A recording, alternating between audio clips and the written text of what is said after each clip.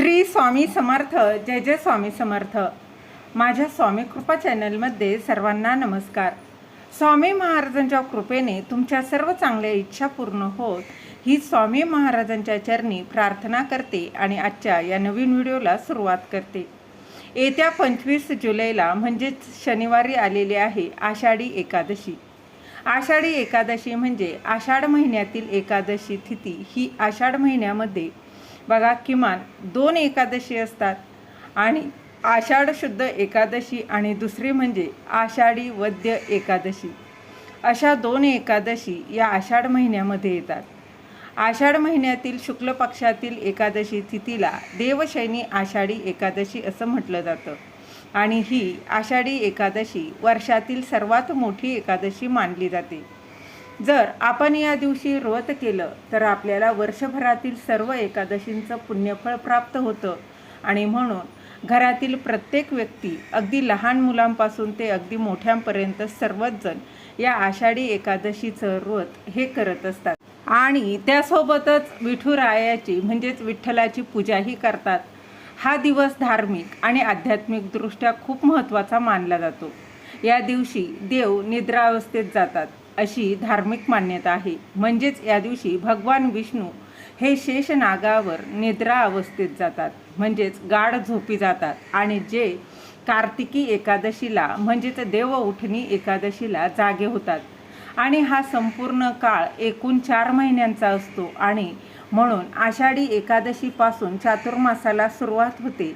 आषाढी एकादशीच्या व्रतांमध्ये सर्व देवतांचं तेज एकवटलेले असतात. तेज जे आहे ते एकवटलेलं असतं अशी मान्यता आहे. म्हणून सर्व व्रतांमध्ये आषाढी एकादशीच्या व्रताला अनन्यसाधारण असं महत्त्व आहे. पंढरपूरला अदृश्य भगवंताच्या अस्तित्वाचा पुरावा मिळतो.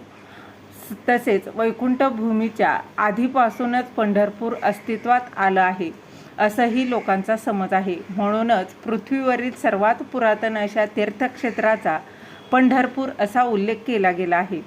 तर आषाढी एकादशीचं व्रत हे खूप महत्त्वाचं असल्यामुळे या व्रतामध्ये बघा स्त्री आणि पुरुषांनी काही नियम हे आवर्जून पाळायचे आहेत. तर यामध्ये पहिला नियम असा आहे की या दिवशी केस धुवावेत का, किंवा आषाढी एकादशीचा उपवास जर चुकून मोडला गेला तर काय करावं, तसेच ज्यांना उपवास करणं शक्य नाही अशांनी काय करावं जेणेकरून एकादशीचं पुण्यफळ प्राप्त होईल. त्याचबरोबर आषाढी एकादशीचा उपवास असताना कोणत्या पदार्थांचं सेवन करू नये जेणेकरून आषाढी एकादशीचं संपूर्ण फळ हे आपल्याला मिळेल. या दिवशी काय करावं, काय करू नये, कोणत्या महत्त्वाच्या नियमांचं पालन आवर्जून करावं, कोणत्या प्रभावी सेवा कराव्या याचीच माहिती या व्हिडिओत आपण जाणून घेणार आहोत. तर आधी सांगितल्याप्रमाणे 25 जुलैला आहे आषाढी एकादशी. तर बघा हा आषाढी एकादशीच्या शास्त्रानुसार काही नियम बघा असतात आणि ते आपल्याला पाळायचे आहे. तुम्ही आषाढी एकादशीचं व्रत करणार असाल किंवा नसाल तरीही सर्व स्त्री आणि पुरुषांनी हे काही महत्त्वाचे जे नियम आहेत ते पाळायचे आहेत. या नियमांचा आपल्या शास्त्रामध्ये देखील उल्लेख केला गेला आहे आणि तेच नियम मी तुमच्यासोबत आता शेअर करणार आहे. तर आषाढी एकादशीचा उपवास म्हणजे व्रत करण्याची पद्धत काय आहे तर पहा, आषाढी एकादशीला काही लोक निर्जल व्रत देखील करत असतात तर काही लोक उपवासाचे पदार्थ खाऊन व्रत ठेवतात. तर तुम्हाला जसं शक्य होईल तसं म्हणजेच तुमची तब्येत सांभाळून तुम्हाला हे व्रत जे आहे तर ते करायचं आहे. तर एकादशीच्या आदल्या दिवशी अर्थात दशमीच्या दिवशी एकभुक्त राहून एकादशीच्या पहाटे सकाळी लवकर उठून स्नान करून भगवान विष्णूंना तुळस अर्पण करून भगवान विष्णूंची पूजा करायची आहे, व्रताचा संकल्प करायचा आणि संपूर्ण दिवस तुम्हाला एकादशीच्या दिवशी उपवास करायचा आहे. आता बऱ्याच जणांना बघा असाही प्रश्न आहे की एकादशीच्या आदल्या दिवशी अर्थात दशमीच्या दिवशी एकभुक्त म्हणजे राहायचं म्हणजे नक्की काय करायचं. तर एकभुक्त राहून म्हणजे आदल्या दिवशी तुम्ही जेवण केल्यानंतर पुन्हा जेवण करायचं नाही, कारण दुसऱ्या दिवशी लगेचच एकादशीचं व्रत असणार आहे आणि ज्यामुळे जे काही अन्न आपल्याला खायचं आहे ते पोटभर खाऊन बघा करून खायचं आहे. सारखं सारखं संध्याकाळी जेवायचं नाही. आता उपवास कधी करायचा आहे तर तो आणि कधी सोडायचा, तर उपवास हा आपल्याला 25 जुलैला म्हणजे शनिवारी करायचा आणि रविवारी 26 जुलैला सकाळी हा सोडायचा आहे. आता या व्रताचं पारणं सोडण्याचा जो शुभ मुहूर्त आहे तर तो सकाळी म्हणजे 26 जुलैला रविवारी सकाळी 5:28 ते 8:30 पर्यंत असणार आहे. तर बघा, या वेळेमध्ये तुम्हाला शक्य झालं तर नक्कीच व्रत तुम्ही सोडू शकता. नाही तर बघा, तुम्ही दिवसभरात संपूर्ण कधीही व्रत सोडू शकता. फक्त एकादशीचं व्रत जे आहे ना ते संपूर्ण दिवसभर आणि रात्रभर केलं जातं आणि दुसऱ्या दिवशी म्हणजे द्वादशीला हे व्रत जे आहे तर ते सोडलं जातं. आता द्वादशीला हे व्रत सोडताना वामनाची पूजा करून पारणं सोडावं. या दोन्ही दिवशी भगवान विष्णूंची पूजा करून रात्रभर तुपाचा दिवा लावावा. आता पुढचा नियम हा फार महत्त्वाचा आहे, तर तो म्हणजे आषाढी एकादशीच्या दिवशी केस धुवावेत का. कारण बघा, या दिवशी आपल्याला प्रत्येकाला व्रत असतं आणि म्हणून आपण या दिवशी केस धुत असतो. असं म्हटलं जातं की केस धुतल्यानंतर आपलं शरीर, मन आणि आत्मा हा शुद्ध आणि पवित्र होतो. तर एकादशीच्या दिवशी केस धुणं किंवा केस कापणं हे निषिद्ध मानलं गेलं आहे. म्हणजेच या दिवशी केस धुतले जात नाही आणि केस कापलेही जात नाही, हे आवर्जून लक्षात घ्या. आपल्या घरातील वडीलधारी मंडळी ते सुद्धा आपल्याला अगदी लहानपणापासून ही गोष्ट सांगत आलेली आहे. पण सध्या बघा, या आपल्याला काही नियम जे आहे, आपल्या घरातील वडीलधाऱ्या व्यक्तींनी काही नियम जे आहे तर ते आपण सांगितले तरी पाळत नाही आणि त्यामुळे आपल्याला अनेक संकटांचा सामना जो आहे तर तो करावा लागतो. बऱ्याच वेळा तुम्ही तुमच्या आजी आजोबांकडून ऐकलेलं असेल की आमच्या वेळेला फार जास्त पैसा पाणी नव्हता, पण आमच्याकडं समाधान, सुख हे खूप जास्त होतं.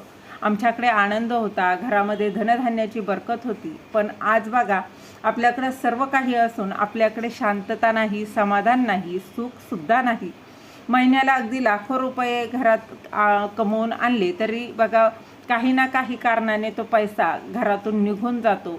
अशा समस्या ज्या आहेत तर त्या येत असतात.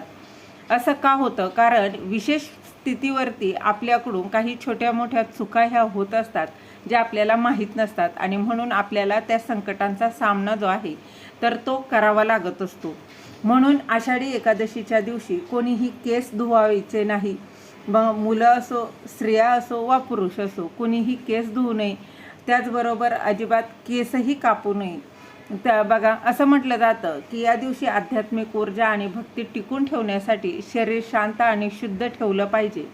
तर बघा, केस धुतल्यानं प्रार्थना आणि जे काही ध्यान आपण करतो तर ते देवांपर्यंत पोहोचत असतं असं अजिबात नाही. तुम्ही फक्त भक्तिभावानं जी काही सेवा करता, जे काही व्रत करत असता तर ती भक्ती भगवंतापर्यंत नेहमीच पोचत असते. आणि बघा, धार्मिक असा कठोर नियम आहे की एकादशीच्या दिवशी अविवाहित मुली किंवा स्त्रियांनी केस जे आहे तर ते अजिबात धुवू नये.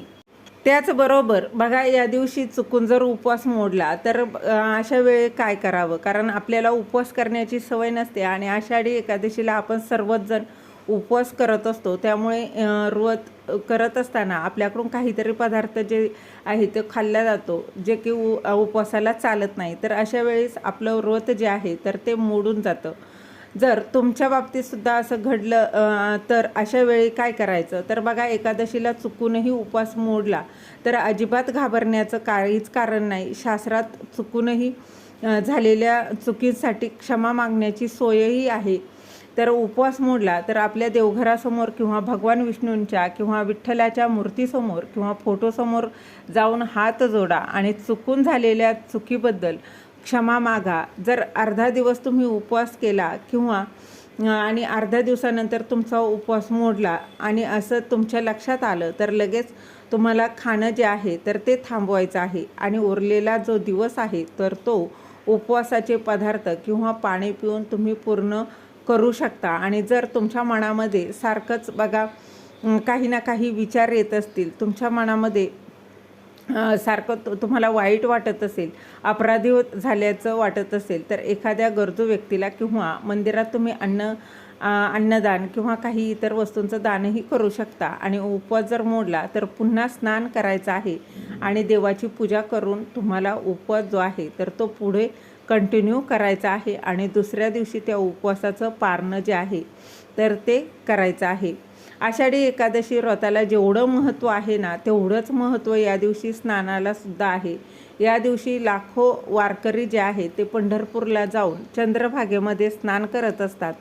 तिथे स्नान केल्यानं आपल्यामध्ये जे काही दोष असतात, जे काही नकारात्मकता असते तर ती नष्ट होते, पाप नष्ट होतं आणि मोक्षाची प्राप्ती होते असं म्हटलं जातं. बघा, आता सर्वांनाच पंढरपूरला जाऊन तिथे स्नान करणं शक्य होणार नाही.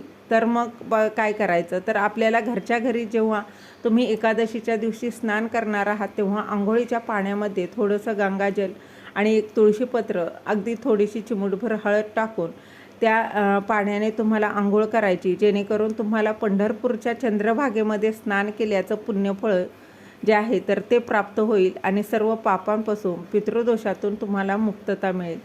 तर असे हे साधे सोपे नियम आहेत, ते पाळून तुम्हाला हे व्रत जे आहे तर ते करायचं आहे. त्याचबरोबर बघा, आषाढी एकादशीच्या दिवशी एखादी व्यक्ती आजारी असेल किंवा गर्भवती स्त्री आहे किंवा ज्यांना लहान मुलं आहे, अशांना या दिवशी व्रत करणं शक्य होत नाही. परंतु या दिवशी तुम्हाला व्रत करणं शक्य नसेल तर तुम्ही काही पदार्थांचं सेवन जे आहे ते आवर्जून टाळायचं आहे. त्यात बघा, तुम्हाला भात किंवा तांदळापासून बनवलेले कोणतेही पदार्थ खायचे नाही. म्हणजे जसं की भात आहे, इडली आहे, असे जे पदार्थ आहेत ते अजिबात पोहे आहेत, हे तांदळापासून जे काही बनतं ते अजिबात खायचं नाही, ते टाळायचं आहे. त्यानंतर दुसरं म्हणजे त्यासोबतच कांदा, लसूण आणि कोणत्याही प्रकारच्या मांसाहाराचं देखील सेवन करायचं नाही.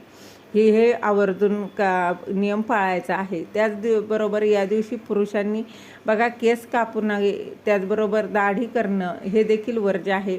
नख कापू नये, हे अशुभ मानलं जातं. त्याचबरोबर एकादशीच्या दिवशी दिवसा झोपणं देखील आवर्जून टाळावं. मनःशांती भंग होईल असं कोणतंही वर्तन किंवा वागणूक असू नये. खोटं बोलू नये, भांडणं करू नये.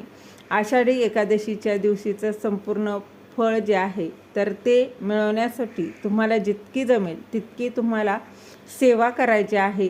बघा, तुम्ही विष्णू सहस्रनामाचं बघा ते वाचन करू शकता. त्याचबरोबर श्रीमद भागवत ग्रंथाचं या दिवशी तुम्ही पारायण करू शकता. किंवा तेही शक्य नसेल तर ओम नमो भगवते वासुदेवाय, ओम नमो भगवते वासुदेवाय या मंत्र जास्तीत जास्त जितका जमेल तितका जप करायचा आहे. बघा, जप करा. तुम्ही काम करताय, स्वयंपाक करताय, काहीही काम करत असाल तरी देखील तुम्ही जप करा. त्या जपाची फळ तुम्हाला नक्कीच मिळणार आहे. त्याचबरोबर बघा, तुम्ही हरिपाठ देखील म्हणू शकता. त्याचबरोबर बघा, देवघरातील देवांना नैवेद्य दाखवताना त्यावरती तुळशीपत्र जे आहे तर ते तुम्हाला या दिवशी आवर्जून वापरायचं आहे. कारण त्याशिवाय देव जे आहे तर ते नैवेद्य स्वीकारत नाही. तर अशा पद्धतीने आपल्याला आषाढी एकादशीचे काही नियम आहे ते पाळून व्रत जे आहे तर ते पूर्ण करून घ्यायचं आहे आणि त्याचं फळ जे आहे ते देखील मिळणार आहे. श्री स्वामी समर्थ. धन्यवाद.